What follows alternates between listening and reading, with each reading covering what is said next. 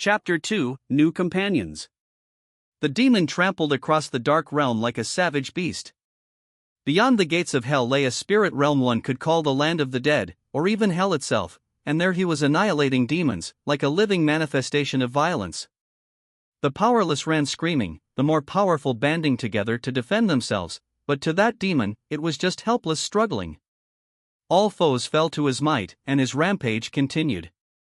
Demons were a kind of spiritual life form.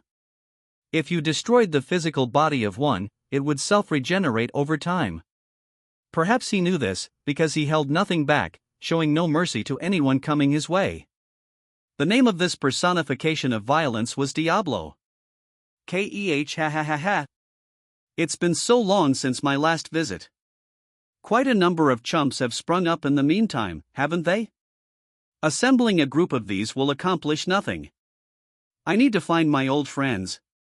His old friends were those comparable to him. His mission, during this long journey, was to recruit them. Ha ha ha ha. I am sure they have what it takes to make Sir Rimuru satisfied. With those words, Diablo teleported away and disappeared, leaving nothing but the carcasses of those who failed to correctly gauge his might.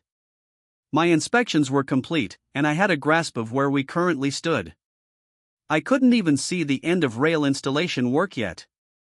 We were considering 3 lines for now, from the Dwarven Kingdom to Tempest, from Tempest to the Kingdom of Bloomund, and from Bloomund to the Kingdom of Farminus. There was also a route that forked south from the line to Dwargen, running past Lake Sisu, stomping grounds of the Lizardmen, on its way to Eurazania. In addition, we had to build a highway from the Bloomund line to the Lion, which included a tunnel through the Kusha Mountains. A railway along that route would be considered later, but I had to expect it'd come well into the future. I'd really like to build a railway to the ocean somewhere soon, so we can get seafood for cheaper. Going forward, I also envisioned a trunk line between Bloomund and the Kingdom of Inglesia, but either way, completing this whole network would take a lot of time, and we still had more trains to develop. With our test locomotive completed, we were officially over the hump. Now we just had to run that thing to the ground in a trial and error test process. We had the exact energy drive I wanted, but development wouldn't end there. It had to be comfortable to ride in, and we had to eliminate noise concerns for the surrounding areas. These were already quieter than normal steam trains, but the speedier these got, the louder they'd be. A research team led by Kaijin was tackling these smaller details, digging deeper into them and working out theoretical solutions. I wanted his team to record all their proceedings, because I figured it'd help us with future developments. Of course, the magic core was the hardest part, and with that completed, I could let Kaijin handle the rest of the locomotive. When this project got started, I covered all the expenses with our national budget, even giving them a little more money, as much as it made Njolmile's chins jiggle. I was now an occasional visitor to the project, giving me more chances to befriend the researchers and have in-depth conversations. They were interested in my otherworlder knowledge, apparently, so they'd ask for my opinions on this and that. Anything very tricky, Raphael handled for me. It worked faster than a quantum supercomputer, so any calculation was completed in an instant. No reason not to make use of it. After work was done, it was time to socialize. Our evening haunts didn't all have to be high-end nightclubs. If people were encountering walls in their research, we'd hit the city, debating among ourselves and forgetting our problems. I kept up with them late into the night, although I didn't get paid any overtime, oddly enough. I should note that our generous budget wasn't being entirely devoted to the drink tabs. They really were contributing to science and technology, though, so I let it slide a bit. By the way, between Veldora, Ramiris, and me, Ramiris was earning the highest salary at the moment. Even subtracting her dungeon maintenance fees, we were raking in a massive profit from the labyrinth, and she took 20% of that. Our initial goal of 2 gold coins a day now seemed quaint. We were making over 20 on average, the equivalent of at least $20,000. Ramiris used her cut to pay Trainee, her sisters, and Beretta, but I reckon she ended every month up nearly 100 gold coins. Veldora and I, meanwhile, were paid equally 1 gold coin a day from the national treasury. As master of the labyrinth, Veldora also got an allowance from Ramiris, and since his magicules were a constant boon to us, the treasury sometimes awarded him special payments. Thus, he was definitely making more money than I was. Of course, I had my own hidden revenue streams and business involvements, so I wasn't exactly destitute either. Inspired by everyone's suddenly impressive work ethic, I resolved to put in more of an effort. First, it was time to get serious about the physical body vessels I promised Diablo. Ramiris was my assistant. We'd also be working on bodies for trainee sisters, and I wanted to get her feedback. She kindly accepted the request, although she was already whining to me about needing more personnel. I really need someone to handle all the odd jobs I need, and I have a few other things I want to ask you for, too. With Trainee and Beretta alone, I can't quite seem to keep up with all my work. I thought she just wanted more people to brag about herself to, but recalling how busy Trainee and the others looked, I reconsidered. Plus, Ramiris wasn't just my assistant. She had her own mission: craft a new elemental colossus. Its heart, the core of the whole thing, was complete. I had a skeleton and framework in place, as well as a sample elemental colossus to work with. I figured we could just proceed based on that, but modifications always take a lot of time. Kaijin's hands were full with the trains, and Vester was hard at work by himself, picking up his old armored soldier project again. He was already lending a hand to Ramiris in his spare time, and I worried he was overworking himself a bit. This was going to be built into the completed magic core, so I want to get some test data, and for that, we'd need as many people as possible. What about Veldora? Ah yes, what about the master, indeed. Whenever I ask him for some detailed piece of work, he disappears. I see. Maybe not worth relying upon, then. It makes sense to me. Veldora is Veldora, always busily running from one spot to the next. I thought he'd be a bother to most people, but he actually wasn't. He was smart, despite his personality, and I suppose he really was helping out a lot. He certainly loved being the center of attention, so instead of asking him to assist Ramiris, I felt it was better to just let him do his own thing. All right. I'll round up someone. Great. Thanks. With that promise, I began pondering who to select. The days then proceeded by, peacefully as ever, until one day, when they came along. Right in my office, atop my desk, was a huge pile of documents requiring my approval. I couldn't guess how long it'd usually take to process all these, but in my case, I left it to Raphael. It nimbly evaluated all the proposals, rearranging them by priority level. It approved or rejected them, and then I applied my stamp, all in a continuous flow. Maybe it wasn't that taxing, but this kind of rote work was always a pain to me. Silently, I stamped away, wishing Diablo were here to handle this. Time for a break. Returning to slime mode, I lazed around on my sofa. This always felt great, the softness of my body and the elasticity of the cushions. Put together, it felt like a ball pit full of feathers. Now that sleeping required a trick or two for me, this was my secret little heaven right here. Then I heard knocking. I wanted to keep chillaxing for a bit longer, but someone was here. Ah well. Switching to human form, I sat on my chair. Come in, I replied, making sure my pose was just right.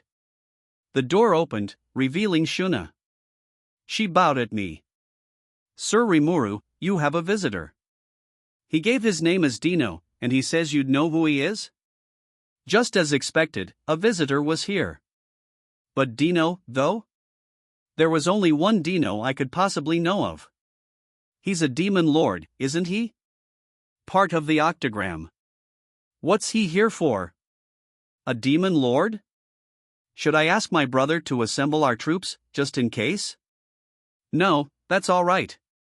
If we come to blows, just get me Benimaru and Cheyenne, but I doubt we will. If I had to guess, he's come to check things out. I reassured the concerned Shuna and stood up. There seemed to be little to worry about. I think Dino did say he wanted to stop by during the Valpurgis meeting, didn't he? I kind of ignored it then, but I guess he was serious. Very well. I will make the arrangements. With a nod, Shuna guided me to the room where Dino was waiting. It's helpful to have a lot of rooms for occasions like this, then you can choose one for the situation. Merchants and the nobility can have ornate parlors, famed monsters or suspicious people can be shown simple but solidly built rooms, if only because they might cause expensive damage otherwise. Thus, Dino was waiting in a functional, if not very flashy-looking, chamber. When I came in with Shuna, I found Dino looking pretty, well, casual.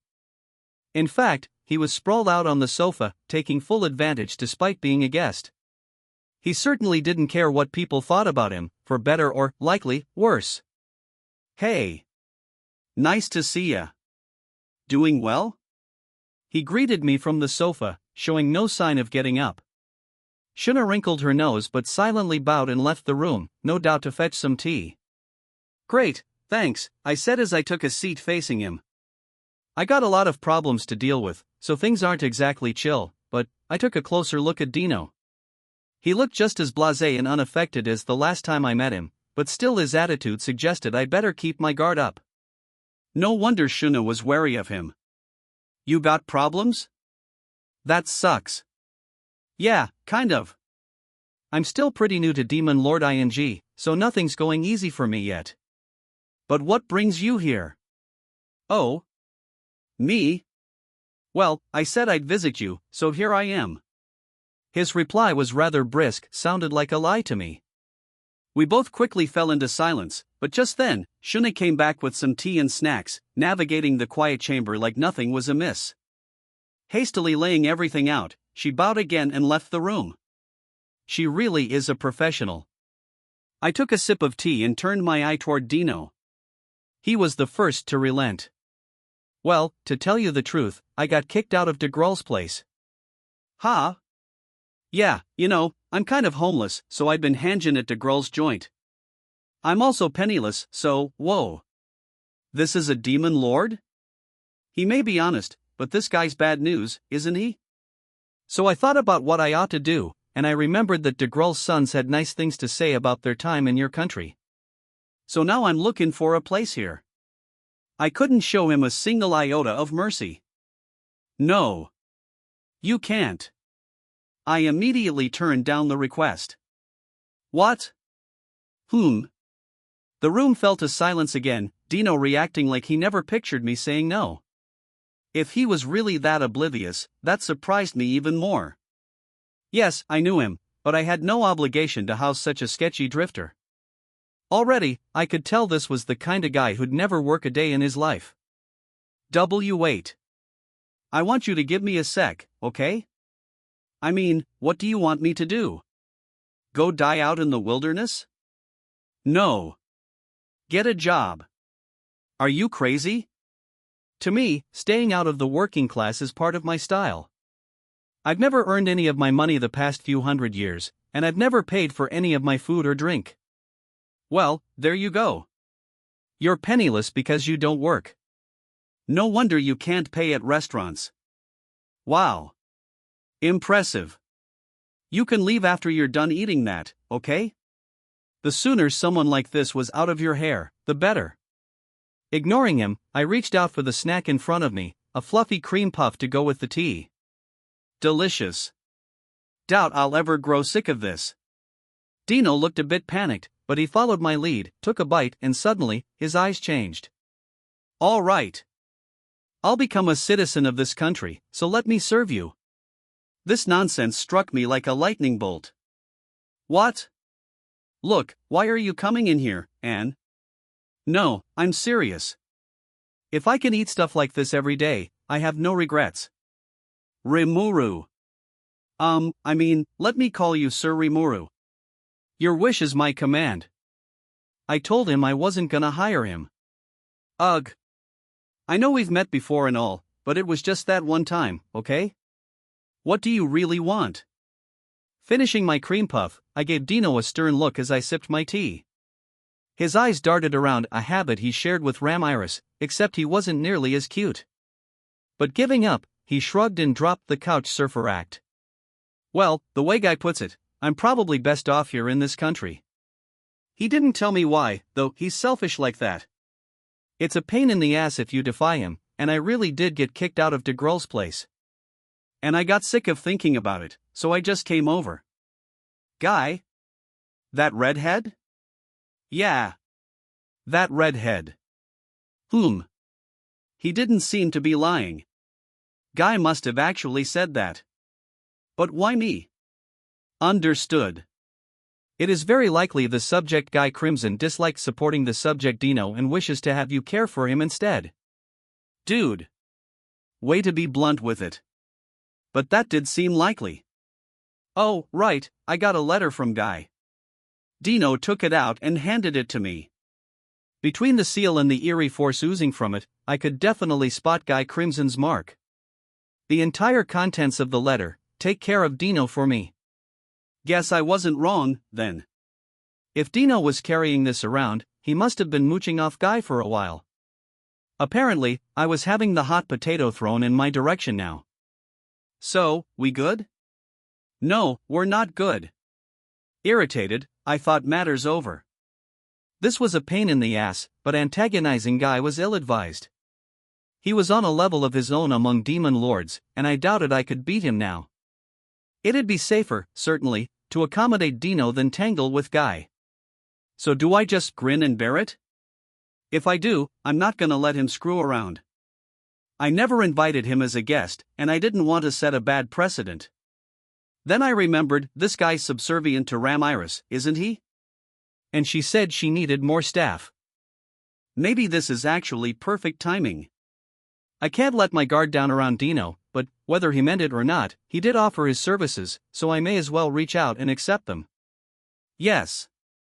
Let's make him Ramiris's assistant. I grinned at him. All right.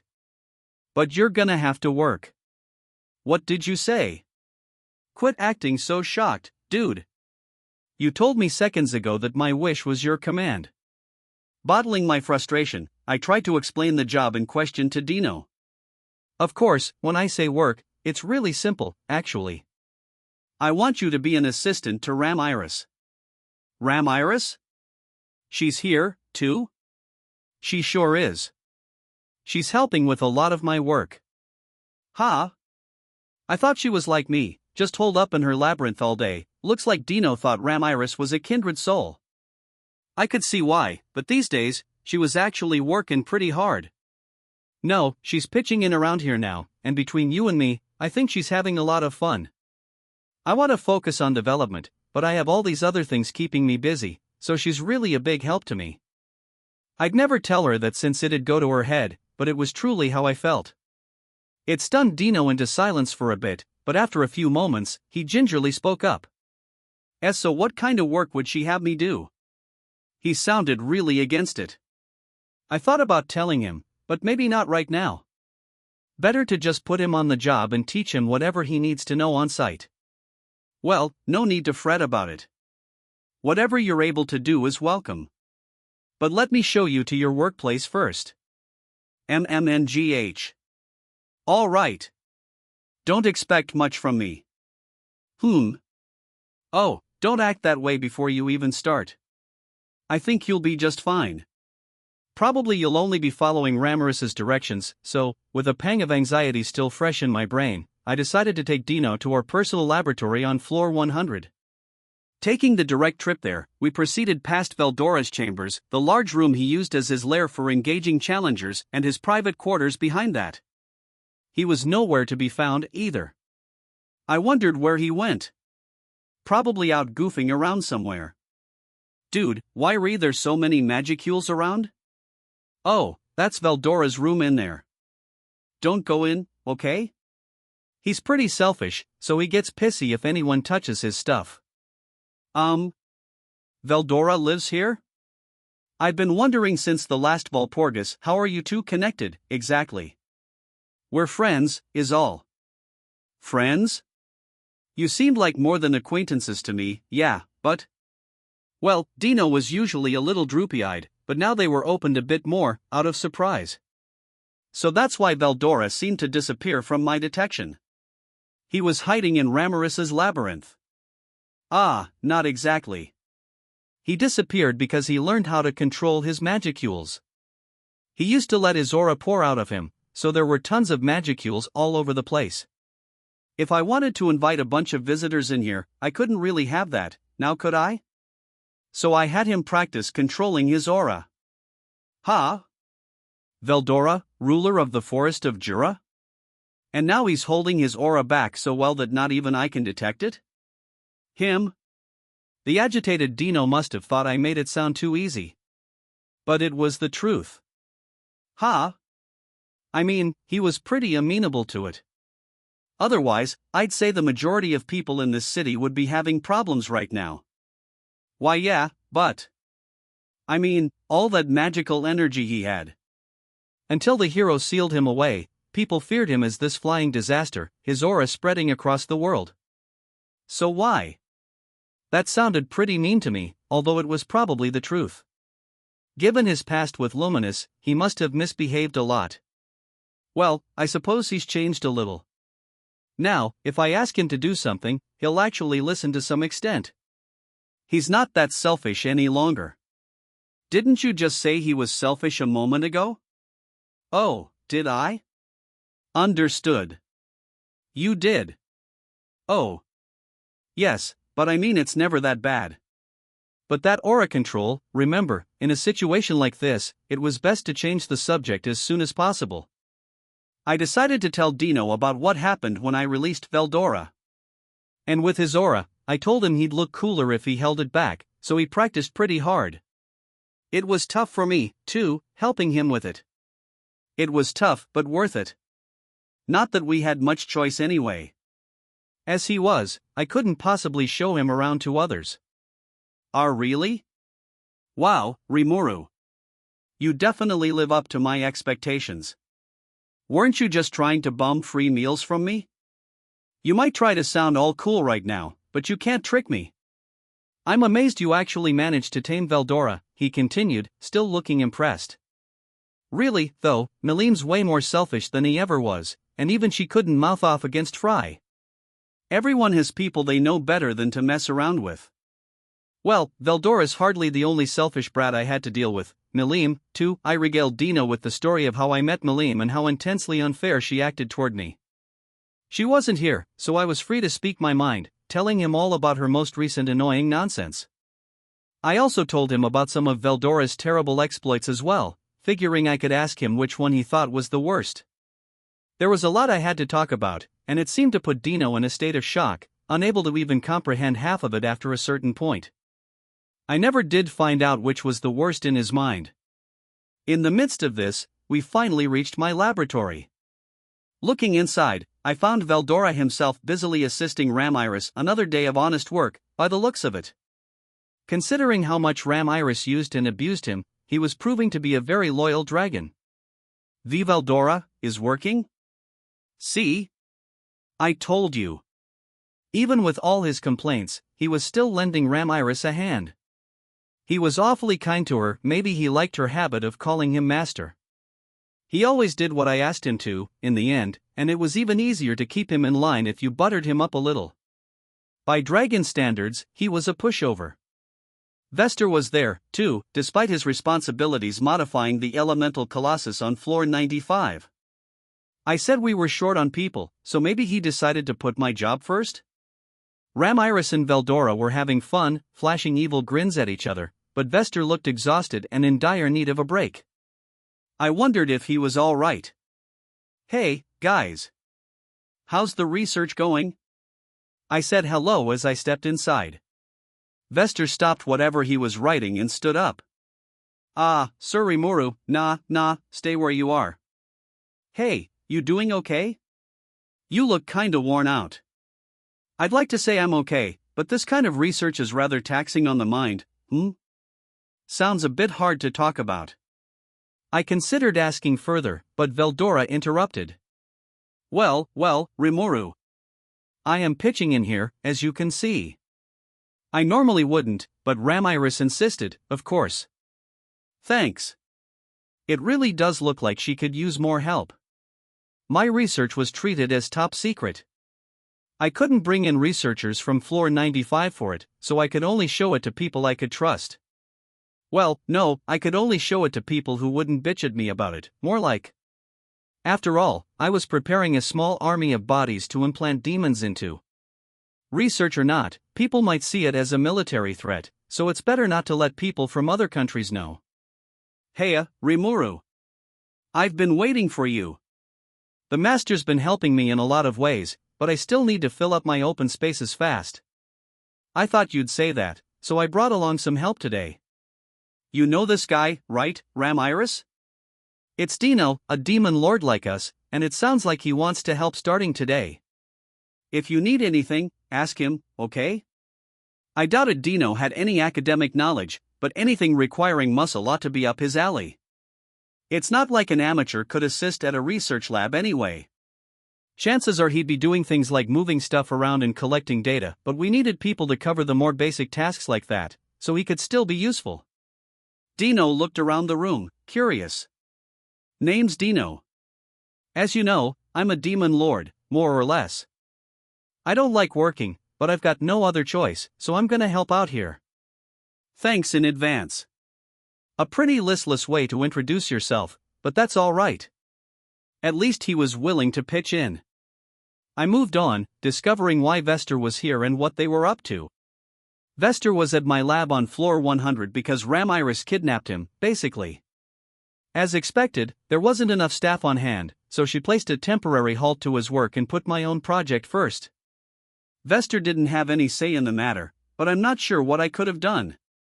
We needed someone to fuss over the details of organizing documents and collecting data. Beretta handled the physical labor, while Trainee was taking care of Ramiris and managing her labyrinth. Veldora didn't want to help with any of that, so Vester was the next best option. You can afford to ignore the elemental colossus for now? Well, not really, but once we're done with this, Trainee sisters can have bodies, too, right? I figured we could kick off development from there. That did seem more rational to me. Sorry you got it so rough, I told Vester. He shrugged and gave me a childlike grin. Part of me wants to see the Armored Soldier project to completion, but this research has its gratifying aspects as well. I guess he had mixed feelings about it, too. He had a valid complaint, but being involved with this research made him happy, too. I guess, as a scientist, he had his own internal conflicts, and they were helping him rapidly mature. He looked a little surprised to learn Dino was a demon lord, but he recovered almost instantly. All the surprises Tempest offered must have given him a protective shell of sorts. As talented as he was, I figured he'd want to devote himself to his own research, but maybe that's not necessarily the case. No, he was just worn out because of this research. But indeed, I hope to continue with the research here. These base bodies you're trying to create, Sir Rimuru. I'd like to see them completed. There's a new surprise every day. I almost hate to lose time to sleep. He didn't try to hide his excitement. I guess his haggard look was just the result of sleep deprivation. There were magically driven ways to refresh oneself, but it wasn't an all-in-one solution. You still needed to take breaks, you couldn't just go on forever. So I decided to order Vester to rest for now. Since Dino happened to be here, he'd be able to handle any miscellaneous tasks for the time being. So Vester was now explaining the work to Dino. Hopefully, they'd get along all right. Dealing with a new demon lord sure didn't faze Vester anyway. Now, Sir Dino, not to hurry things along, but would you mind assisting me? Ha? No, not ha. We only have so much time. But I'm a demon lord. So, with a sigh, Vester kept a steady gaze on Dino. Listen, whether you're a demon lord doesn't matter here. Look at how much fun Sir Veldora and Lady Ramiris are having with their work. I can see that, but I'm glad you understand. Now, let's begin. Okay. Vester's a strong guy. I watched them for a while, but it looked like they'd be okay. I decided not to worry about them. Now for our research results. I know I promised Diablo and everything, but preparing 1,000 physical bodies took a ton of effort. One idea was to craft a Magisteel doll like Beretta and then make copies of it with Raphael, but this sounded like a slog to me. At the same time, however, painstakingly crafting each one was out of the question. So I came up with another brilliant idea, a facility that could manufacture mass quantities of these bodies.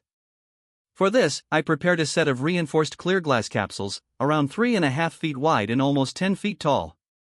I called these incubation capsules, and as the name suggested, they were meant for growing monsters and other organic matter inside. Each one was filled with a liquid solution, water from the sealed cave's underground lake, internalized inside my stomach. This was magic water, infused with a high concentration of magicules, making it useful for diluting or strengthening all kinds of medicinal effects. Each incubation capsule included a port for magicule injection, letting people add more at any time. We could freely adjust the concentration of the magic water to best suit the monster we were trying to generate inside. If that concentration dipped down too low, our system would automatically inject magicules, keeping the count at a predefined level. I had 1,000 of these capsules ready. Part of me felt that crafting all these was about as much work as just making the damn bodies myself, but I banished the thought. It's all about the spectacle. It was a blast designing them anyway, so I had no regrets. So we now had a chamber lined with incubation capsules. It was quite a sight. We also knew from our research that generating monsters required that certain conditions were met. Just filling a capsule with magicules wouldn't cut it, no matter how much you had. But if some other element was included, an element that would enhance and manifest itself in the monster who resulted, the story was different. Let me explain. Assume I put a snake in an incubation capsule. The magicules inside would kill it, but its body would melt, mix with the magicules, and become reborn as a tempest serpent. From a common snake, you now had a creature of A- rank, which should show just how dangerous one of these capsules was. The monsters these capsules produced were thus guaranteed to be several levels more advanced than what Mother Nature would create. You'd have these powerful, refined bodies, perhaps because we kept the magicule concentrate at just the right level. However, some monsters born this way would quickly collapse and die. Body stability, as it were, seemed a matter of luck. We had room for improvement, to be sure, but I still wanted to use these capsules' features to produce 1,000 demon bodies. So how have things been going? Perfectly, Rimuru. And you know, my research has been moving along, too. Oh?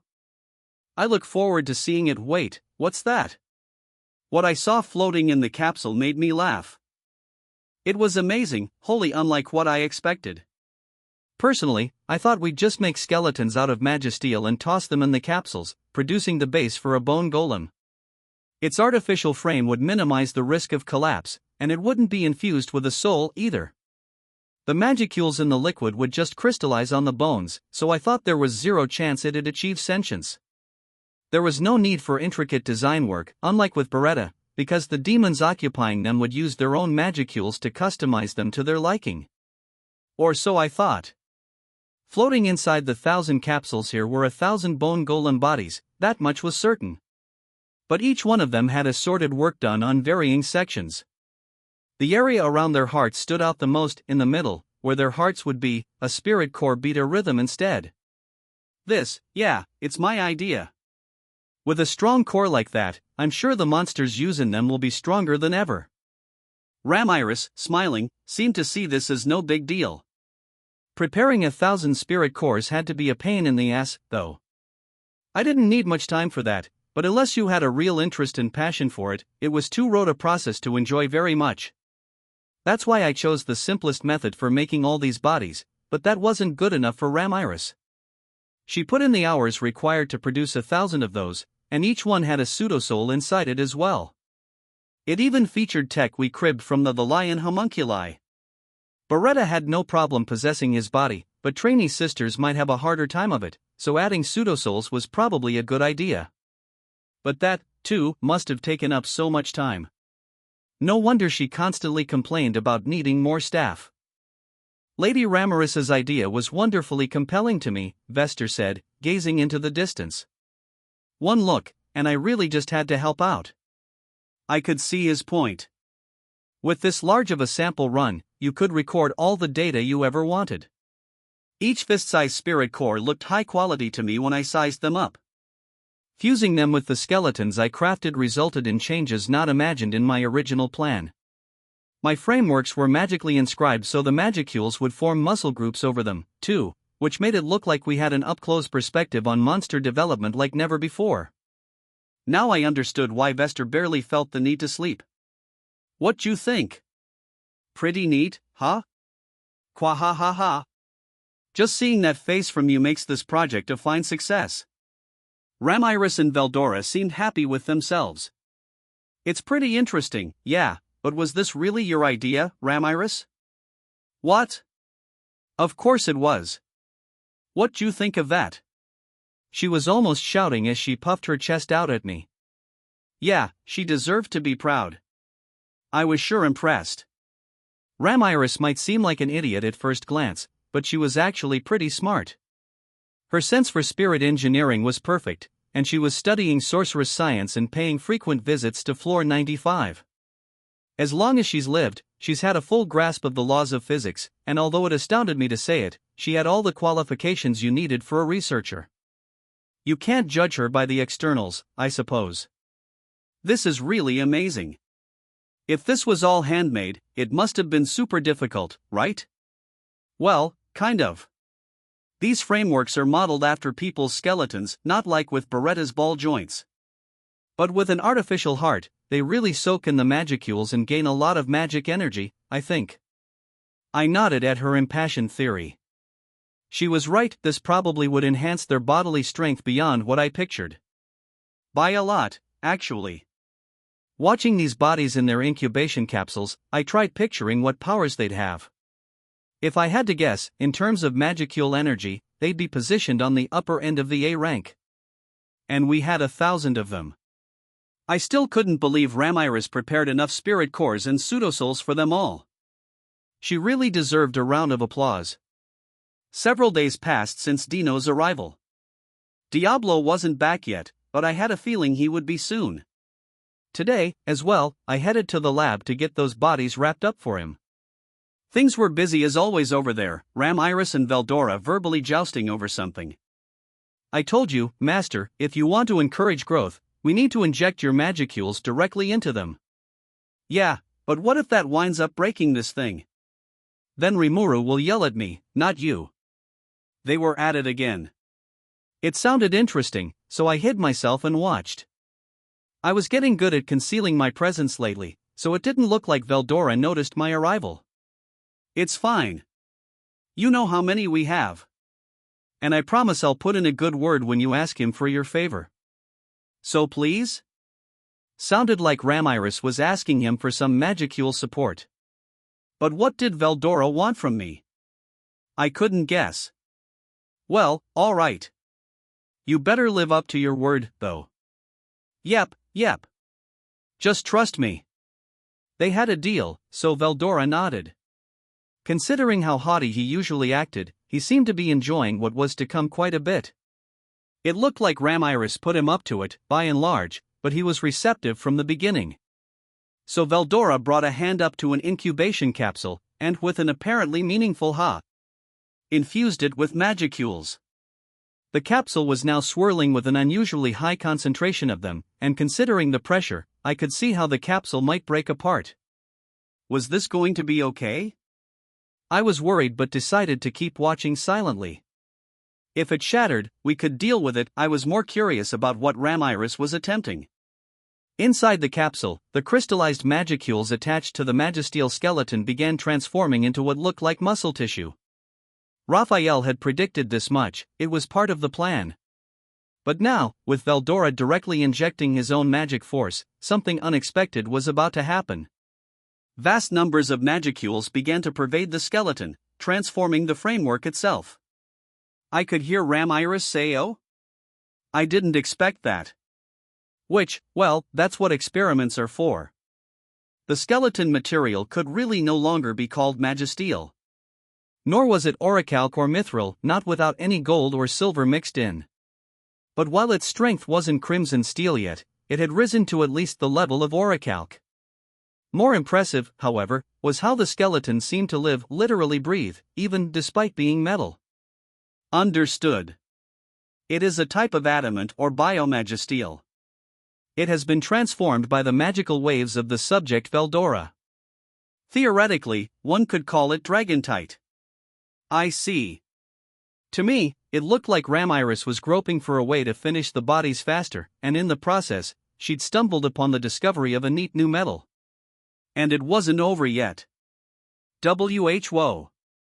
Master? Stop. MM? Oh. There are cracks in the capsule. Both of them panicked. I couldn't tell if they were geniuses or dunces right now. What are you people doing? I decided to finally step in and regain control of the situation. After repairing the capsule, I called for a coffee and snack break, inviting Vester and Dino to join. Trainee the Dryad was kind enough to serve us. TCH. Just when we were at a good part. Oh, you didn't want any cake? I'll just let Ramiris have it, then. I'm sorry. I was lying. Well, no, it was true, but just a slip of the tongue. Dino was having a snit over his work being interrupted, but he bowed his head and got back in line once I threatened to leave him high and cakeless. Are you sure that's how you want to act, Dino? Some sleeping ruler you are, but he seemed devoted to his work, at least, which was a relief. Vester and Dino were working on experiments together, recording data from the 1,000 incubation capsules and checking out Kurobe's completed slot-compatible swords in their spare time. This was mainly thanks to my bragging. Vester was eager to join in on this, hoping it'd help with the impasse in his elemental Colossus modification work. Dino was using the sample cores I gave him, and Vester was diligently recording the results. As I surmised from his attitude when he came in, Dino really liked this work.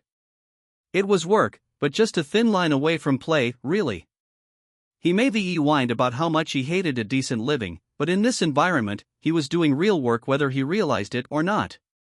If you find your work fun, you never work a day in your life, I suppose. After spending a few minutes relaxing, I turned to Ramiris and cut to the chase. So, Ramiris, why were you in such a hurry to create a complete body? Oh, she seemed hesitant. Trainee stepped up to defend her. Wait a minute, Sir Rimuru. Lady Ramiris is devoting her all to helping my sisters and our friends. I didn't intend to criticize her, but Trainee must have thought I was angry, because she was already arguing in Ramiris's defense. That's how it always worked.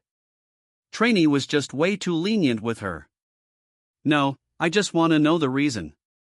I'm not mad at all. Well, Ramiris? I tried to put Trainee's mind at ease before continuing.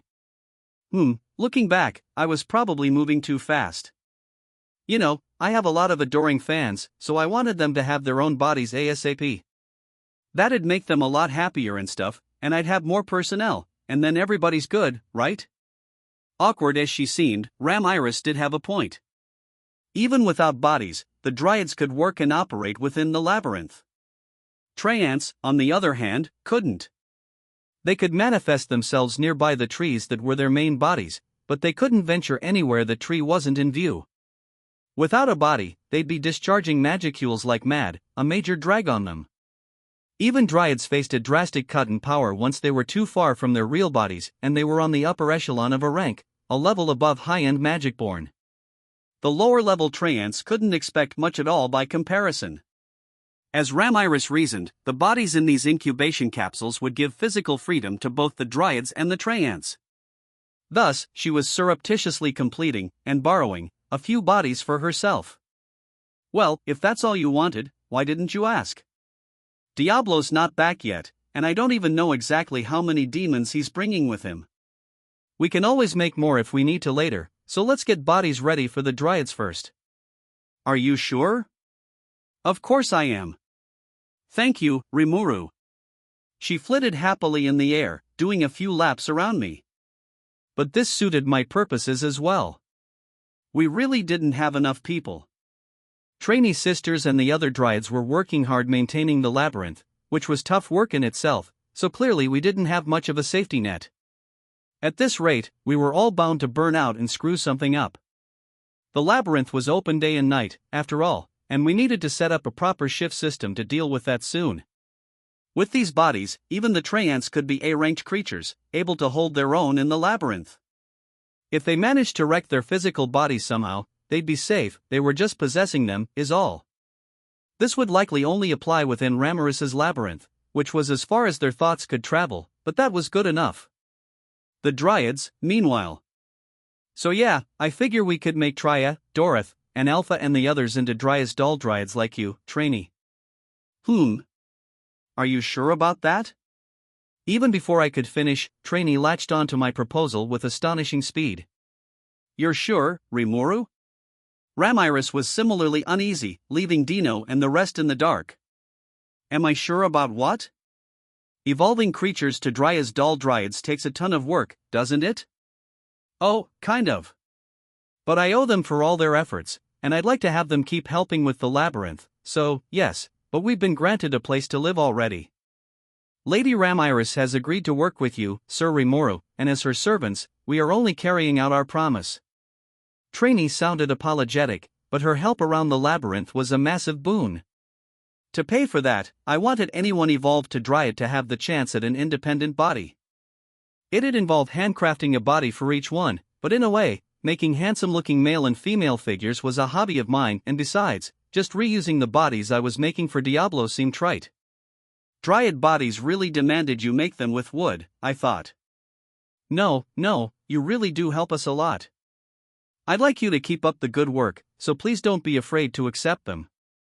I'll let each one of them decide whether they'll use one of the bodies here or evolve into a dry as doll dryad with the bodies I carve for them. Trainee eagerly nodded. Ramiris, next to her, was grumbling along the lines of why is he kinder to Trainee than me? I don't like that, but I ignored it. After the break, Vester and the others went back to work. This might be beyond my knowledge, but it's fascinating.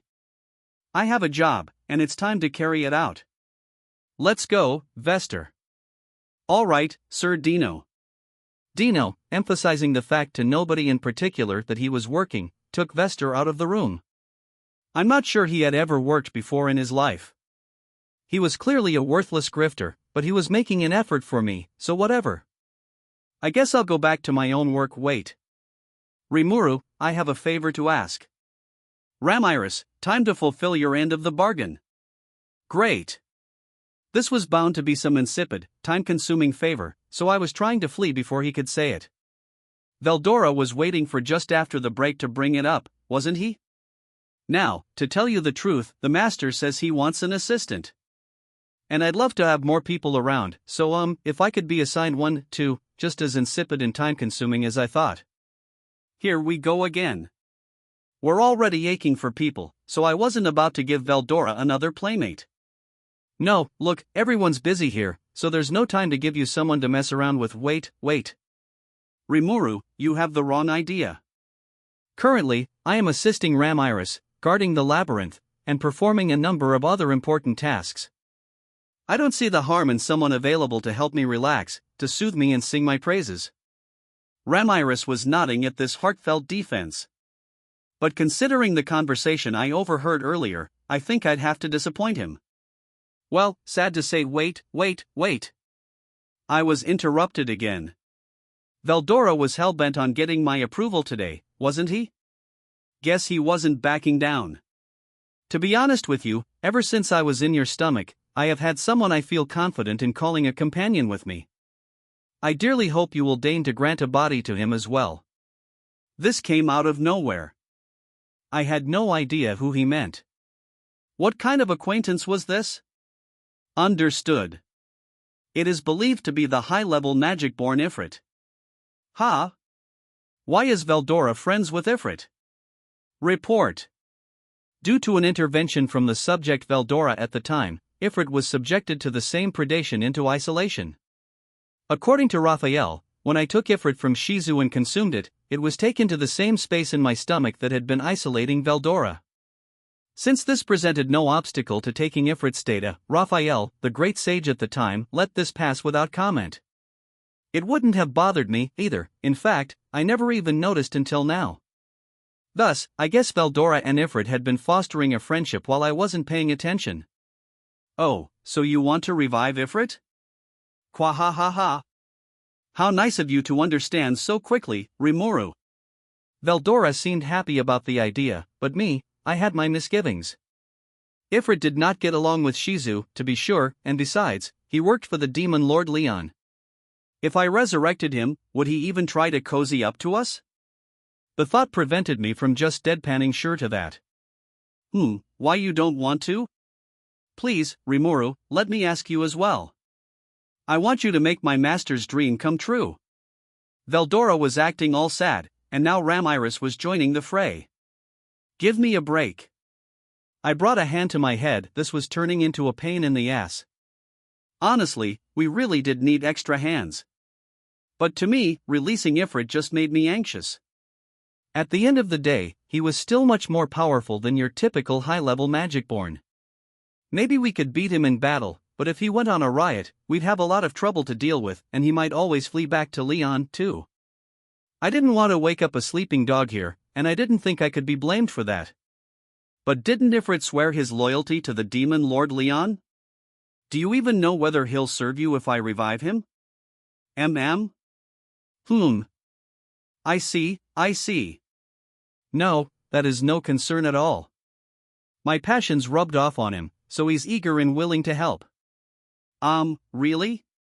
It looked like Veldora was discussing matters with an unseen partner for a moment. That had to be Ifrit, right? So I guess they had some unknown method of speaking to each other. Were you talking to him just now? Yes, well, there is nothing I cannot accomplish. The master's really something, I'll have you know. Why, he even had Ifrit summon a huge number of flame salamanders for our magic trains. So I really think having him join us would help out a lot, going forward. Oh. He did? Summoning spirits, of course, was easy with Ramiris's help in the labyrinth. But once we started running magic trains worldwide, we'd likely want a go-to-person handling all our salamander needs. Ugh. In terms of what we stood to gain, I really had no counter-argument. And if Veldora was really willing to look after Ifrit and keep him on good behavior, well, maybe it'd be right to trust in him. All right. If you say so, I'll grant you permission, but you need to take responsibility for this to the end, all right? You got it. Oh, that's so great, Master. I felt like my children were begging me to buy them a puppy. In that case, yes. Rimuru, you still have the empty husk of Charybdis after removing the core from it, right? That is the afterimage of my own magic force, so it will be easy for me to work with. And Ifrit has been exposed to my aura for an extended period of time, so perhaps we could use that as his core? As Veldora saw it, this would be better for him than employing a pseudo-soul. Understood. The subject Veldora's opinion seems valid. And if Raphael was agreeing, I had no room to turn him down. Okay. So we'll give this to Ifrit for his body, then? I stood in front of the incubation capsule I repaired just before our break. The magisteel skeleton inside had transformed into the unique metal dragontite and was further exposed to Veldora's excess magicules. Your average monster didn't have a chance of withstanding it. I felt that as a higher-level spirit, Ifrit was up to the challenge. Ah, very good. I'm sure he'll be delighted. With Veldora's agreement, I started the procedure. Report. Ifrit's afterimage detected. Transferring to the core of Charybdis. Successful. Creating soul vessel. Now fusing with dragontite body. The whole process wrapped up in an instant. That's Raphael for you. We had it down to a literal science. And with that, right before our eyes, the body infused with Ifrit's core began to undergo rapid change. The skeleton, now dark silver, seemed to be growing muscles as we watched, blood suddenly flowing through them. The skin protecting them was dark brown, the same as Veldora's. The eyes were gold, the dragon-like pupils shining a deep crimson red. Also, this really looked like a woman. A pretty one, too. Ah, Ifrit. How's it feel to come back with a new body? So this beautiful girl was Ifrit? Ignoring the question of whether spirits have genders for now, I seem to recall fighting a muscle-bound, masculine figure. What happened? We meet for the first time in the physical realm, Sir Veldora. And Sir Rimuru. I cannot thank you enough for restoring me. Ignoring my confusion, Ifrit faced me and fell to one knee. I feared his loyalty to Leon would lead to instant aggression, but that didn't seem to be a concern any longer. Sure. Glad you're doing well. I wanted to ask you something, anything. I wanted to ask him a lot, actually. But the first thing, the last time I saw you, you were, like, more physically geared for combat? Or you look like you could, move around a bit easier, not to dance around the subject too much, but you didn't have such big breasts, did you? But I was too timid to say it. I mean, how could I? Ifrit was now dressed in some kind of exotic South Asian style outfit that left almost nothing to the imagination. Ifrit's shoulders, navel, and inner thighs were completely visible, and the allure was just blowing my mind. Oh, this form. Ifrit sighed for some reason. I think this is Veldora's fall or Veldora's preferences taking form. He was about to call it Veldora's fault, wasn't he? He seemed kind of exasperated about it. The vibe I got indicated he had been through a lot. Maybe his time in my stomach wasn't all smooth sailing after all. If you think about it, he was alone in there with Veldora the whole time, with no place to run. There must have been some harrowing experiences.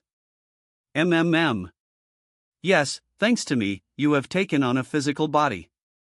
I hope you will not forget to appreciate this. I will not, Ifrit replied, resigned to his fate. What does he mean by your preferences, Veldora? Ah well, I am a higher level flame spirit, but I'm now able to exercise my powers over wind as well. My hair would normally be a deep red color, but it's taken on a much darker hue. From what I can tell, the impact of Sir Veldora's force has had a profound effect upon me. I believe the fact that Charybdis was a female type may have caused this change to me. Report. This is correct. Whoa, so even his sex changed? I guess it wasn't deliberate, though, so I didn't want to comment on it too much. Oh. I see. Well, if you're not a fan of that, I have no complaints at all, Ifrit said with a smile. No matter how it looks, this form is far more powerful than I used to be. Glad to see he was so adaptable. I suppose getting browbeaten by Veldora all this time must have made him used to things. I kind of like that, and besides, unlike when I brought Shizu within me, I detected no hostility from him at all. You don't, resent me or anything, do you? No, I don't. Inside you, I learned about a great deal of things from Sir Veldora. Looking back, I feel that I, and Shizue Izawa as well, perhaps felt our duties and responsibilities too much. We rejected each other and were unable to interact at all.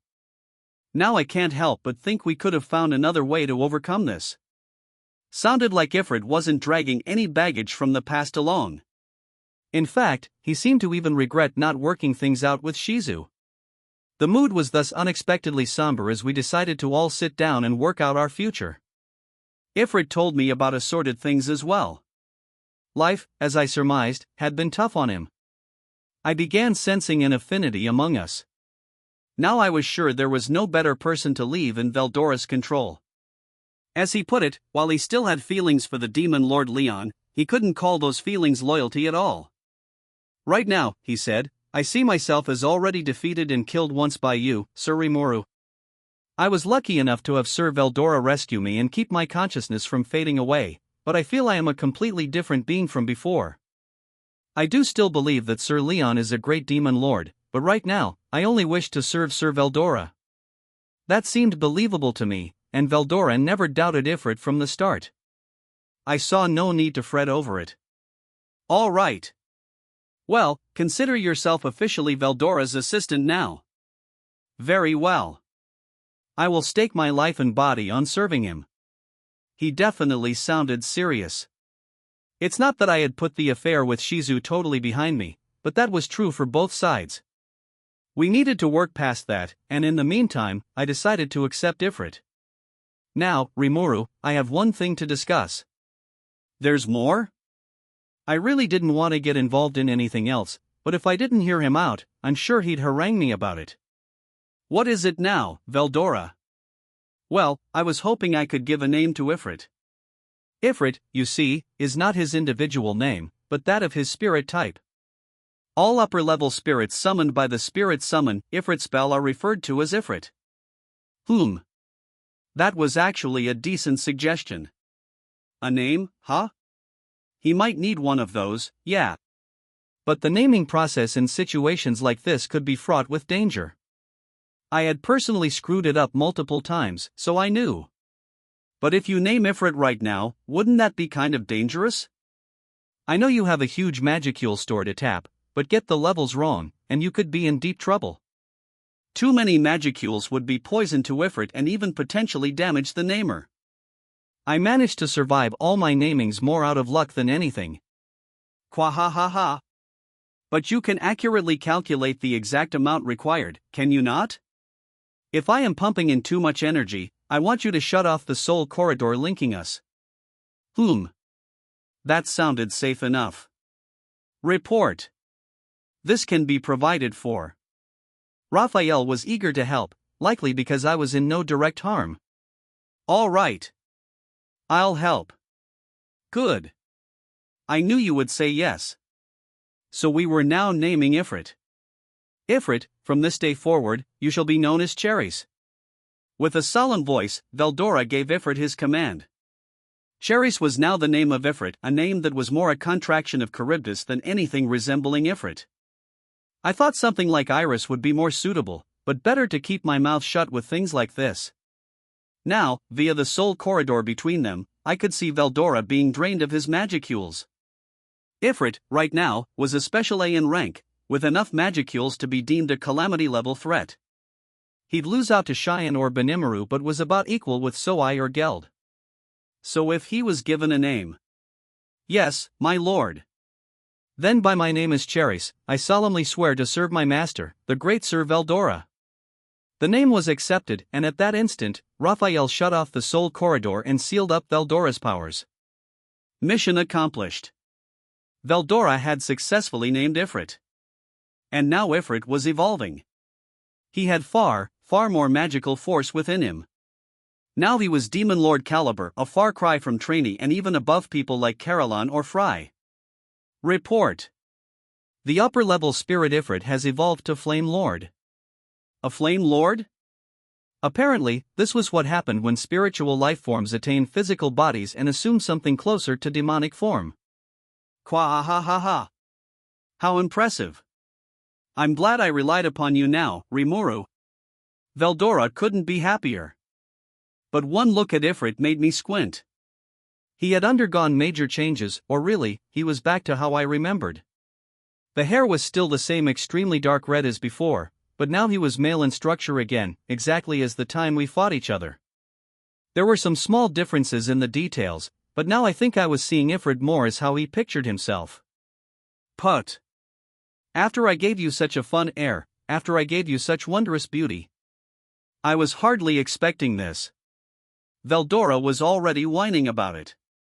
I guess he was playing a trick on him the whole time. Ifrit, or I guess I should start calling him Cherries, bowed deeply at him. Is that the case? I expected as much, but I am glad my own desires won out, in the end. However, I can always return to female form, so if you insist upon it, no, I was just poking fun at you regardless. I have no complaint about whatever form you take. Veldora's jokes weren't very funny. Things were back to normal now, but there was a decent chance Cherries would have been stuck that way all his life. I better watch how I act around Veldora, too. So how's your body feel? It feels excellent. Wait, what's this? As he answered my question, he began to notice some kind of change. Carefully, he gauged the powers within himself. This much power. He seemed shocked.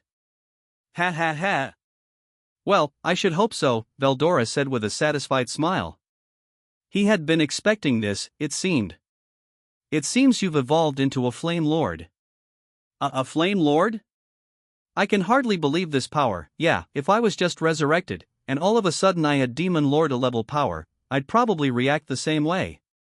But even with all that power, you're still mainly just a caretaker for Veldora, alright? In fact, with all that strength on tap, Veldora might wind up trying to take even more advantage of you. I was starting to sympathize with Cherries a bit. We had gotten chummy pretty fast, after all. Regardless, we had a new member of the office. Before long, Cherries was just another part of the picture, worked to the bone by Veldora and Ramiris, just as I feared, but nobody seemed to mind. Thanks to him, our work was humming along even faster than before. Hey, since when did we have someone like this working for us? He joined while you were all occupied with putting cores together. But it's not like you just hired someone on. This is a spirit lord. He's got, like, demon lord powers. No, he's a flame lord, to be exact. It doesn't matter. That's not what I'm trying to say. Dino seemed pretty agitated, but everyone else got used to things quickly. Well, you know, these things happen, I suppose. They do, Vester? Dino, if we're going to work with Rimuru and the Master here, you can't afford to let things like these throw you. I know, but, he looked less than convinced but, with the help of everyone else, grudgingly accepted it. Yes, it's best to just adapt. Knowing when to give up is key. So now I was cutting down more trees and creating more dolls. Before long, I had a number of dryads evolved into Dryas doll dryads, capable of tapping their full powers no matter how far they were from their trees. Not one of them refused the offer, so now there were nearly 10 of them. They didn't have battle experience and thus weren't as strong as trainee, but they had a whole labyrinth to learn the ropes in. Looking ahead, I'm sure they'd be great assistants for Ramiris. I was also just about done with the bodies, or really, the avatars I'd be lending to the Traiants. They'd simply be possessing these bodies, not taking them over entirely, so they didn't need to be top of the line. I made sure they were fully compatible with the 100-odd Traiants who would now be able to explore and work in the labyrinth. That was a lot of new personnel, and now I regretted not doing this sooner. Many of the Dryad bodies were female in shape, while most of the Traiant bodies were male. They themselves were genderless, and they told me I didn't need to worry much about this, so I made their bodies with efficiency as the watchword.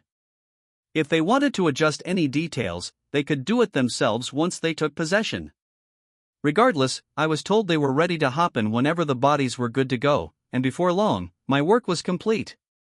With the new help, we finally had a little free time to work with. Thank you very much, Sir Rimuru. I jiggled my slime body in response to Trainee's words of gratitude. This was really no big deal for me. I wanted to repay them for their hard work, and besides, I got a lot out of the bargain. Okay, everyone, keep it up. Ramiris, if anything happens, let me know. Roger. I'll fly right over.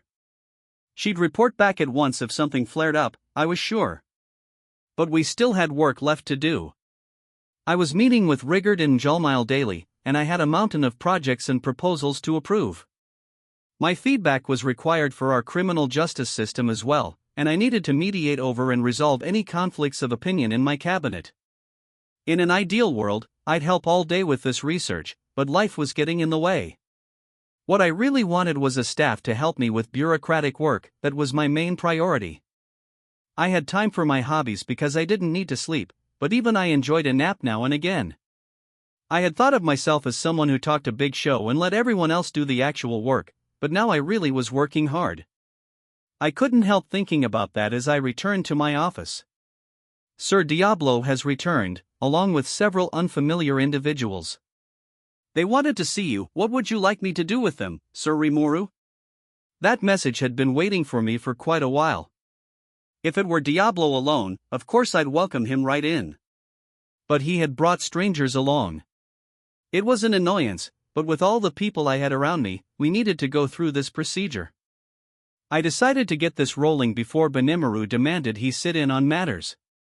We'll meet in the reception room. Bring them right over. The attendant briskly bowed at me and left. She seemed to move kind of awkwardly. I guess she was nervous around me. Exasperated, I asked another attendant in the next room over to prepare some tea.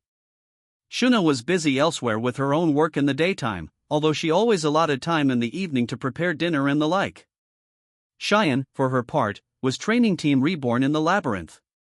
They were apparently testing out just how immortal they were, pushing the far edges of their endurance. I heard they were going down to some pretty deep levels, so I resolved not to call for her unless needed.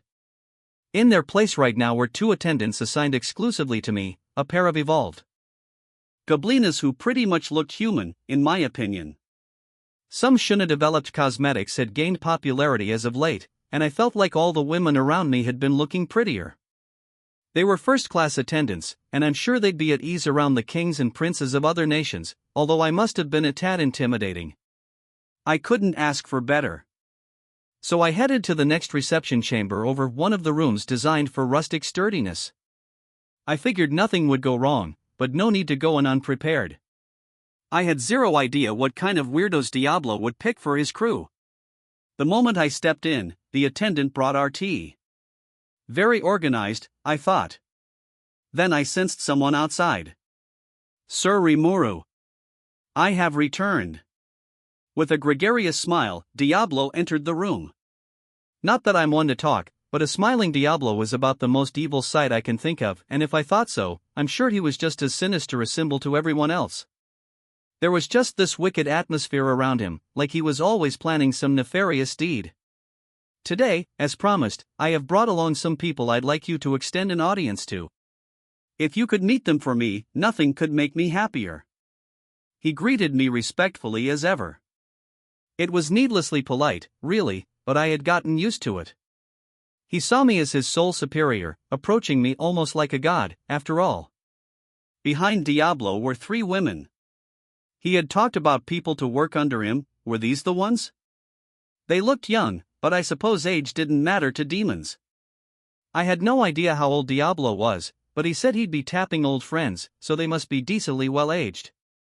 At his behest, the 3 girls filed in, bowed to me, and sat down on the sofa.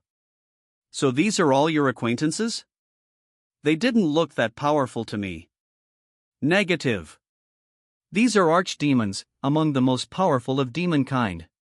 They are fully suppressing their magicules in order to pose as human. Raphael quickly stepped up to correct my mistake. I thought I had an eye for this by now, but I still had room for improvement. I tried ratcheting up my magic sense a little, but they still seemed like normal people to me. Wait. Archdemons? Even among those who could summon higher-level demons, calling for an archdemon was well on impossible. Just one of them provided a whole column of tactical strength for any army. You had to be willing to make colossal sacrifices to even have a chance at summoning one. If the human race tried it, that'd be a national-level project requiring all kinds of large-scale rituals. Now I had 3 of them on my sofa. And wasn't Diablo an archdemon as well? If these were his friends, maybe I should have expected this. Yes. These are the ones I decided were worthy enough to enjoy a personal audience with you, Sir Rimuru. I see. They certainly camouflage themselves well. I can hardly see a difference between them and regular people. I'm not sure even a paladin could tell these were archdemons. Diablo smiled appreciatively. Keh ha ha ha. Well spotted, Sir Rimuru. I told them to devote their full force to concealing their race, but you saw through the ruse regardless? Yeah, kinda, I said, giving Diablo a cool, collected nod. It was all Raphael, to be honest, but still. So are there more? Yes, I have 7 or so others I think would be useful. He always had this exaggerated way of talking about his business. I had 1,000 bodies ready for him, and now we'll only need, 1% of them?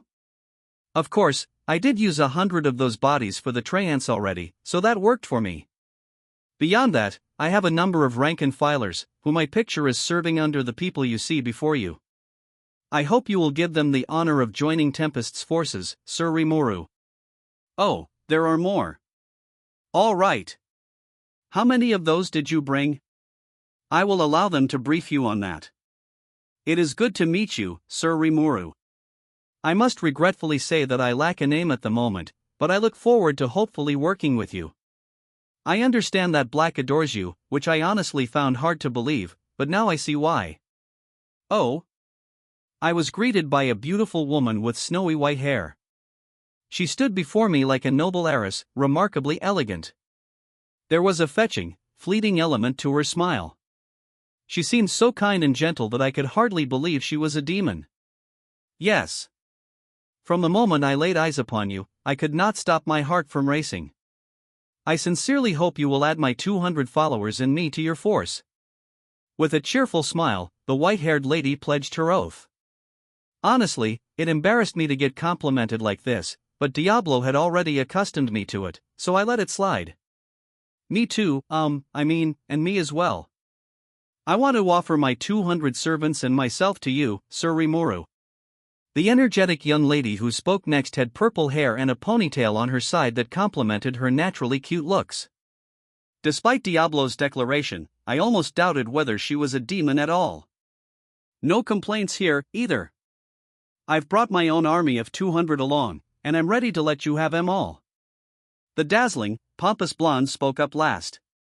Diablo, peeved at her act, was about to stand up before I lifted a hand to stop him. I had the impression she was trying her best to be polite with me. No need to scold her over little things. That rounded out our greetings. I had 3 girls here, each arriving with 200 people. So Diablo wanted to add 600 people to his personal force? I had to hand it to him, this was scary. He was seriously trying to form his own army. Keh ha ha ha. Now, each of these people has 2 trusted assistants with them. In addition, there is one more whom I thought would make an amusing addition. These 7 are accompanied by approximately 100 servants, making for 700 in total. I had hoped to assemble a team of 1,000, but regrettably, I am forced to disappoint you on that front. My mishandling of this affair truly pains me. No. Don't worry about it. Let's go meet them. So 700, not 6? That was almost too much. Ah, thank you very much. But before that, I thought I should debrief you in detail on how I came to invite them to my side. Is that gonna take a while?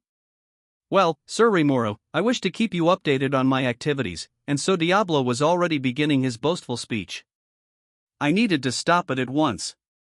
Okay, I'll pass on that. I'm sure they're not here to listen to you brag at me, either, so how about we save that for another opportunity? An opportunity one was pretty sure would never come, of course. Diablo froze, giving me a look. The 3 demon girls snickered. I supposed they were worried he'd talk about himself for hours, too. Satisfied I was in the right, I grinned. I don't want to keep everyone else waiting, either. Introduce them to me. I understand. In that case, allow us to relocate. He looked disappointed, but I couldn't spoil him. I'll admit that Diablo was a talent, but giving him preferential treatment in front of the new staff wasn't a good idea. I'd never want to be accused of playing favorites, so he'll just have to put up with it. Of course, what I really feared was him talking my ear off all day, but that goes without saying. Diablo, of course, recovered quickly. As a spiritual life form, he had real backbone. You'd think that meant he wouldn't be swinging between joy and sadness after everything I said, but he did anyway for some reason. Very strange. Summoning them in town may cause trouble, so let's call for them within the labyrinth. Regardless, Diablo had now matured enough that he actually cared about people and things around him a little. I was impressed, but I shouldn't have been. Keh ha ha ha. After all, if they appeared within town, they would shatter the barrier over it. You spent a lot of time and trouble on that magic spell, Sir Rimuru, so I must take consideration of that. Hearing his slightly askew observation made me realize how wrong I was. But it reminded me of something else. Here in Rimuru, the capital of Tempest, we already had a barrier deployed on an experimental basis. This was an enhanced version of the Holy Field, suppressing the magicules that leaked out of monsters. We had a lot of human visitors these days, and this was one measure we took for their safety. It was a bit of a burden for our monster residents, but not enough to affect their daily lives at all. Put up with that, and we could retain the city's magicule counts to a level humans could easily abide by. The barrier also helped enforce our laws against casting certain magic spells in town, and it also kept magical beasts from entering city limits. If anyone was big and mean enough to break this barrier, they'd have to be a rank and assign some kind of disaster level, and even they couldn't smash it with one hit. If anything happened to the barrier, we'd all know at once, so our sentinels would be able to swing into action. Even an A-ranked beast, of course, was nothing to fear without intelligence. With our well-honed soldiers, we'd be able to calmly take care of matters. My main concern was whether there were people among these 700 who could break down the barrier. It'd be child's play for the 3 women behind me, but were there any other menaces among them?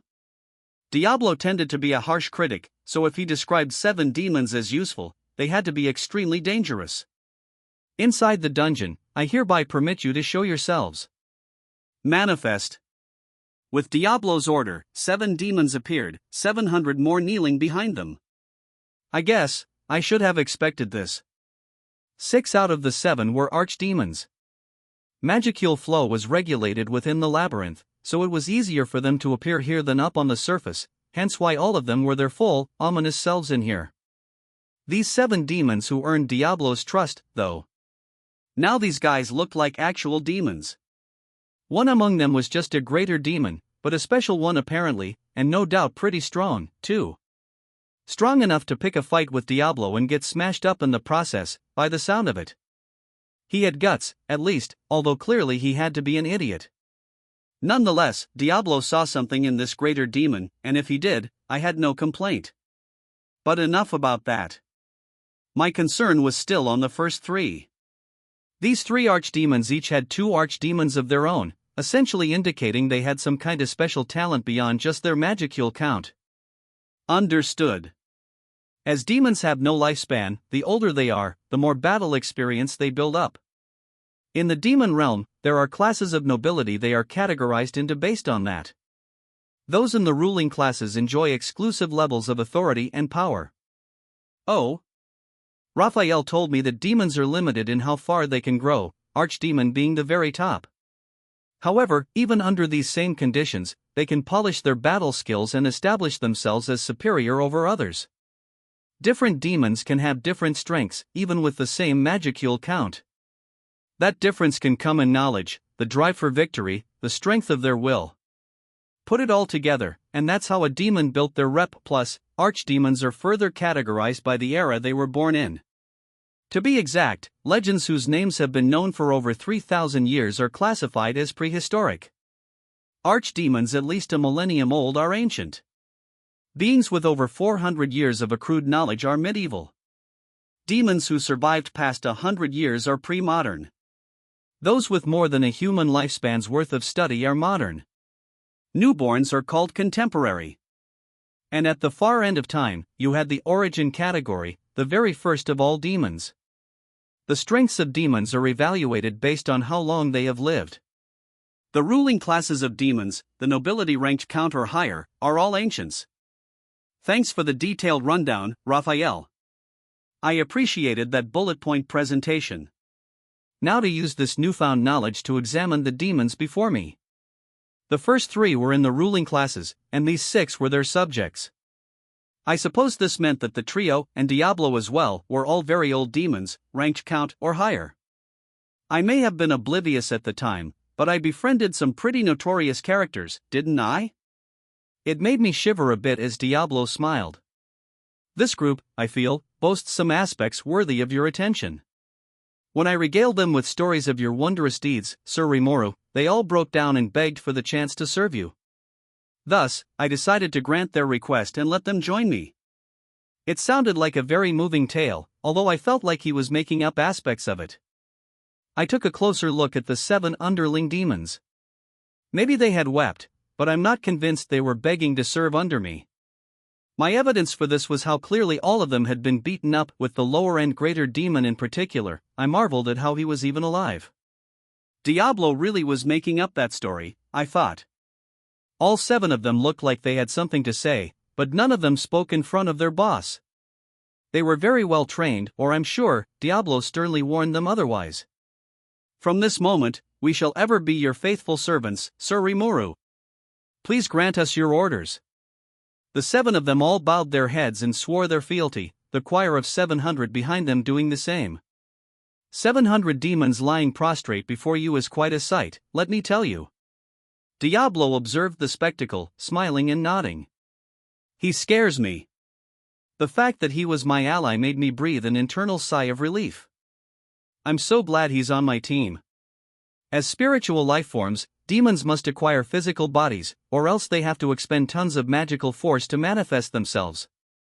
I didn't want to subject them to that forever, so it's time to get this party started. The process was really simple. First, I used Beelzebub to consume the demons. Then I called upon Raphael to combine each one with the pseudosoul inside each incubation capsule. It worked great. Before long, all the demons had their bodies, customizing them to their liking. They'd be fully used to them in 2 or 3 days. I did run into some problems with the first 3, though. I didn't want to give them the same treatment as all the demons under them. They were apparently longtime friends with Diablo, so I figured they deserved a few perks. Besides, they were beautiful, and I'm nothing if not a patron of fine beauty. If I wanted to have them drop the demon look and appear more human without affecting their appearance, that much was a snap for me. So I offered my services. Would you like me to work on your outer appearance? Are you sure? Of course I'm sure. In that case, by all means. The white-haired beauty smiled and accepted the offer, the other 2 following her lead. With their consent, it was time to get started. It's tough to change someone's appearance without adjusting their internal bone structure. My fingers were more than nimble enough for the effort, and Raphael's calculations were perfect. Forming and adjusting their looks was a cinch for me, and once their structures were set up, some magical flow fine-tuning should perfectly recreate their looks. I also gave them a little extra, mixing gold into their magisteel skeletons to make them orichalc. If they're friends of Diablo's, they deserve that much. In this world, gold was kind of an all-purpose metal, keenly compatible with magicules and providing durability and capabilities that far surpassed magisteel. They were literally beautiful down to the bone and very appreciative. Thank you very much, Sir Rimuru. And if they were happy, I was just as happy. Mission accomplished. Now we just had to wait for everyone to wake up. Oh, and it'll be an annoyance if they don't have names. Whoa, what are you doing in here? Hey, Rimuru. Did Diablo bring his underlings back? I want to say hi to them. Whoa, look at this. Dino, Ramiris, and Veldora had invited themselves in. Yep, I explained to the ignorant Dino, Ramiris is right. Diablo's brought his team over. They're all demons, so I have a set of bodies for them. No, I knew that, but, if he did, why was he acting so surprised? Well, after all, if he's gathered this many demons together, Diablo must be quite formidable, indeed. Oh, the numbers, huh? Yeah, there's a lot. Veldora seemed to have a point. If I wasn't forewarned, I probably would have been just as shocked. And not just that. I'm a little surprised, too. The 3 leaders over there. Is it me, or are they really, really old? Ramiris looked kind of put off. Dino nodded his agreement. Yeah, I said, they're ancients in the ruling class, so they've supposedly been alive at least 1,000 years. Huh? It's gotta be more than that, isn't it? Was it? Raphael couldn't have made a mistake. Negative. It is a difference of interpretation. With no way of knowing an exact age, estimates given are strictly estimates. If they have lived over a millennium, then it is not out of the question for them to be over 30,000 years old as well. I supposed that was true. Being over 1,000 could potentially make you 3, 4, even 10,000 years old. Raphael wasn't wrong, but it didn't necessarily have the right estimate either. Yeah, but it's hard to ask a woman for her age, quahaha. I have learned that well. It leads to unwanted anger, to be sure. Well, one's age isn't all that important anyway. If I've got a trio of ruling class demons on my side, I'm not gonna ask questions. If you're fine with that, Rimuru, then so am I. Funny way to think about it. I sure couldn't do that. Ha ha ha ha. Well stated, Sir Rimuru. It is not the years in your life, but the life in your years, am I right? Maybe? Diablo seemed eager to close the book on the subject. As embarrassing as it was for me, I followed his lead. Dino and the gang had almost made me forget what I was here for, so I decided to focus on what I'd name these demons. I figured I might as well keep it simple and stick with the exotic car theme I started with Diablo. It's not like fighting power should be measured like the price tags of cars, but with the ancient demons in front of me like this, I think they deserve names like that. Okay, I boastfully stated at the 3 body frames in the capsules, from now on, you three can call yourselves Testarossa, Ultima, and Carrera. The first among them had beautiful, shimmering white hair, snow-like skin, and floating amid all that blinding white elegant, vibrant eyes and soft red lips, which reminded me of the classic Ferrari Testarossa. Ultima was the perky lady with purple hair and a bubbly personality, and I thought the name perfectly suited her image. Carrera, meanwhile, was every bit a Porsche blonde locks, a cutting stare, a real leader of the pack. Whoa. You can't just name them like it's nothing, only Dino voiced any concern. But the warning already came too late, so there was no point panicking about it now. Look at Ramiris and Veldora. They didn't freak out about every little thing I did. Par for the course for him, I'd say. Yeah. As if Rimuru would act any other way. There you had it. As the three archdemons listened on, I worked them through the final stages of the body-claiming process. Muscle covered their golden frames, and in an instant, they were naked personifications of beauty. The magicules kept flowing into them, clothing their bodies. The incubation capsules shattered, unable to withstand their mystical auras. I could see why, thanks to me naming them, they had now evolved into demon peers, nothing like they were before. Their power was overwhelming, upgraded to a dimension beyond all common sense. Wow, muttered Dino. Not even old era demon lords like Caroline could take those guys. I couldn't even guess how deep they go down, man. Good thing I'm not on hostile terms with Rimuru. Nobody reacted to him. Only Vester, who showed up later than the others, could be found in the corner whispering, I see nothing, nothing. I know nothing, I'm not involved in this. The way he was slapping himself on the head and talking incoherently made me feel a little sorry for the guy, but let's just pretend I didn't see that. This wrapped up my work for the day. I didn't want to drain my magicules all at once, so I proceeded with caution, giving names only when I was confident I had the wherewithal for it. 3 a day seemed like a good limit. Thus, the next few days were spent on a naming spree. I gave out the following names, in order of strength: Moss Veron Agera Esprit Zonda Cien Venom Testarosa's underlings were Moss and Cien, Ultima had Veron and Zonda, and Agera and Esprit worked for Carrera. Venom, meanwhile, was Diablo's wildcard favorite. Even with Testarossa and the other two alone, I held command over 3 demon peers, which was an insane amount of force. But that was only the start of it. All 7 evolved immediately after I named them, stepping out of their incubation capsules like everything was normal. 2 of them had become demon peers, 4 others remained as archdemons but seemed a little different. I can't explain how too well, but it's like the blinders had been taken off. Venom also evolved into an archdemon, greatly boosting his own fighting power.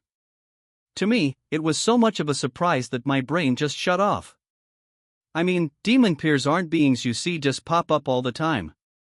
They were legendary figures, more powerful than your average demon lord, and, counting Diablo, I currently had 6 of them within my borders. Now they weren't seeming so rare to me. What was I even gonna do with all this force? I wanted to procure people strong in things like politics and economics. Could they handle that stuff? I sincerely doubted it, but I guessed we'd have to try it out. As I pondered this, I started thinking up names for the remaining 700. This was my promise to Diablo, and I wanted to see it through to the end. I had, as it turned out, made some miscalculations. Raphael informed me that the magicules that had already built up in the incubation capsules would be enough to name them with. That was good news. Just the motivation I needed, in fact, because I whipped through the whole naming process in just 2 days. Now these 700 were prostrating themselves before me. Most of them were lesser demons to start with, but with a name and a physical body, they had evolved into greater demons. As expected, they had all gained enough magicules to be firmly A-rank territory, and now I had 700 of them at my beck and call. Not that I'm one to talk, but something about this screamed stat inflation to me. Some of them even looked for all the world like archdemons. Did I just have another oops moment? It was simply astonishing. I mean, the first 3 alone, Testarossa, Ultima, and Carrera, were more than enough already. But it was too late to turn back now. Let's pretend that I didn't notice anything. That was probably the best way to preserve my sanity. Sir Rimuru, I cannot contain my joy upon receiving such a wonderful name. And all this force. Please allow me to continue granting you my absolute loyalty. Testarossa spoke for everyone there when she addressed me. I nodded my approval. Sure, have a blast, guys. Thinking about it, this was all Diablo's fault, wasn't it? All I did was keep my promise. I'm sure he'll educate them for me and stuff. As irresponsible as it was, that's what I wanted to think. As Rimuru was attempting to escape reality. Black Air, Diablo, I think I understand why you are so enamored of Sir Rimuru. Yes. Amazing, isn't he? He saw us for what we really were, and he concluded that we were not a threat worth considering. Even that old demon Lord Dino turned white as a sheet when he saw us. Testarossa and the other two demon leaders were talking among themselves. Rimuru had no way of knowing, but this group had zero intention at all of swearing loyalty to him when they had first showed up. Their old friend Diablo had only convinced them to lend him their powers for a little while.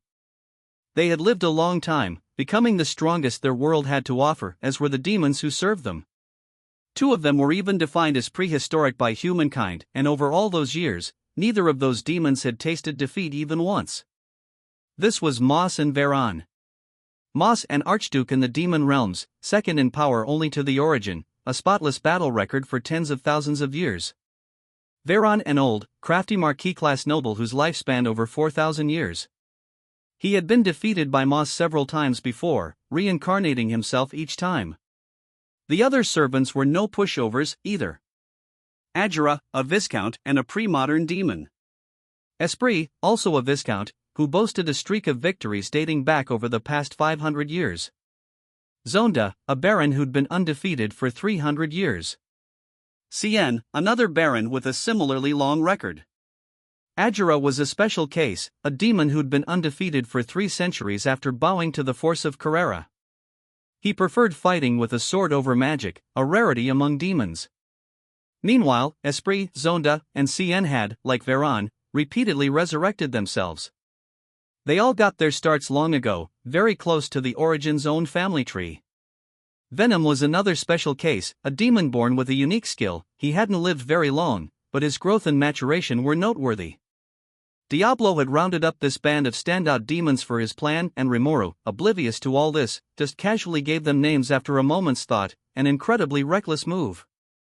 As a result, every demon reborn here had obtained power beyond the natural ways of the world.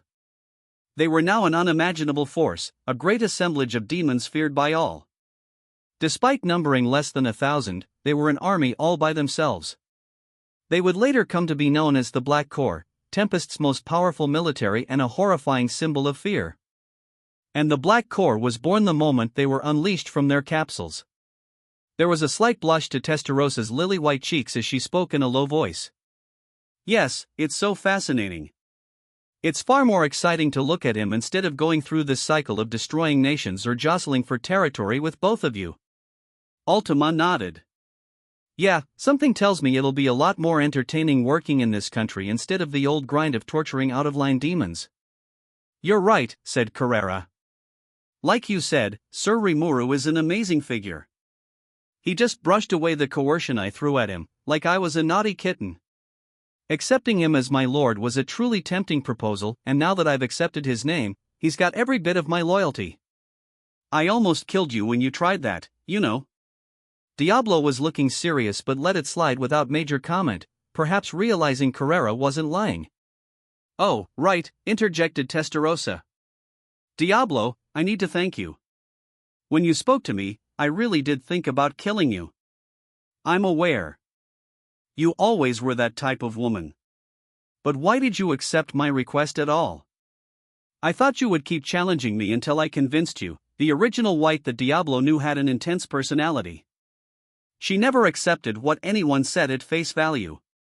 Battles between demons tended to focus on the knowledge and technical levels of the fighters involved, and even as a demon peer, Diablo wasn't completely sure he could defeat the original White in battle.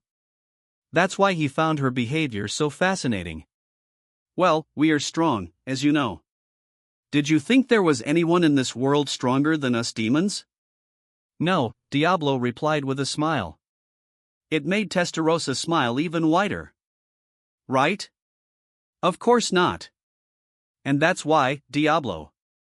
I've taken an interest in this master you cherish so much, someone capable of charming one of my cohorts in strength and power. If he proved a trifle, I would have considered killing him. As would I. I'm not exactly itching to any longer, but I was planning to pick a fight with him first thing. Diablo rolled his eyes, a touch irritated. I appreciate you not causing an embarrassing scene in front of Sir Rimuru for me, but if you were actually intent on trying that, don't worry, Diablo. You take pride in your name, and just like you, I am tremendously proud of the name Testarossa that Sir Rimuru gave me. By that name, I swear my loyalty to him, and I am sure Ultima and Carrera feel the same way. Yeah. Yes, as I said before. The three girls nodded in unison. Diablo shook his head, giving them a "what will I do with you" look. Of course, I doubt the other rank and filers besides you three will be of much use to Sir Rimuru, but so be it. I don't want you to cause me any more trouble, so I will expect you to follow Sir Rimuru's and my orders. So be it, indeed. I must repay you for introducing me to Sir Rimuru. Oh, I'm in agreement, too. If I can help out Sir Rimuru and dispense of you as well, all the better. Until then, I will allow you to command me. Diablo still felt irritated, but if Testarossa and the others promised to heed his orders, he felt no further need to remain. There existed in the world only a small number of people Diablo was willing to put up with, and the girls being a part of this list demonstrated just how unique they were. And so unbeknownst to Rimuru, the chain of command was set in stone. This is the sort of conversation Diablo reportedly had, or didn't have, or whatever, as he gave me his report. I was trying to enjoy a little peace for a change, but oh well. And that is how we worked matters out. They are now under my command, but there's still no telling what kind of nonsense they might pull. I'm sure you have little to worry about from them, Sir Rimuru, but regardless, stay on your guard. Alright, what was he going on about? He's the one who brought them over here. But it was too late to rant and rave about it. I just wanted one day of peace and harmony in my life, and now it looks like I had more problems. And here I thought we had more allies now. Of course, I didn't have the slightest idea how true any of this was, and if they're under Diablo's command, they're all his responsibility anyway. What? What about the guy who appointed him? Gee, I dunno, who was that? So I decided to just toss the problem completely aside.